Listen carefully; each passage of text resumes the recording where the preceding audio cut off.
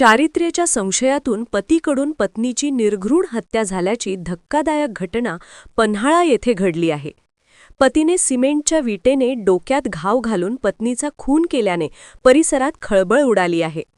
पन्हाळा येथील गौरी डायनिंग हॉटेलच्या शेजारी असलेल्या एका बंगल्याच्या टेरेसवर बुधवारी सायंकाळी 4:30च्या सुमारास ही घटना घडली. रमेश बाबूराव धडेल वय 64 असे आरोपी पतीचे नाव असून त्याने पत्नी कांचन रमेश धडेल वय 55 हिची हत्या केली आहे. मिळालेल्या माहितीनुसार आरोपी रमेश धडेल हा पत्नीच्या चारित्र्यावर सातत्याने संशय घेत होता.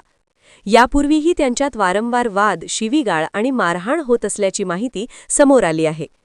बुधवारी पत्नीचे बाहेर कोणासोबत अनैतिक संबंध असल्याच्या संशयावरून दोघांमध्ये जोरदार भांडण झाले. या भांडणानंतर रागाच्या भरात आरोपीने सिमेंटची वीट उचलून पत्नीच्या डोक्यात जोरदार घाव घातला. यात कांचन धडेल यांचा जागीच मृत्यू झाला. घटनेची माहिती मिळताच पन्हाळा पोलिसांनी घटनास्थळी धाव घेत पंचनामा केला असून मृतदेह शवविच्छेदनासाठी शासकीय रुग्णालयात पाठवण्यात आला आहे. या प्रकरणी पन्हाळा पोलीस ठाण्यात गुन्हा दाखल करण्यात आला असून आरोपी रमेश धडेल याला पोलिसांनी ताब्यात घेतले आहे. पन्हाळा पोलीस या घटनेचा पुढील तपास करत आहेत. चारित्र्याच्या संशयातून घडलेली ही हत्या पुन्हा एकदा कौटुंबिक हिंसाचाराचा गंभीर प्रश्न समोर आणत आहे. भूमी न्यूज प्रतिनिधी एम. कांबळे, कोल्हापूर.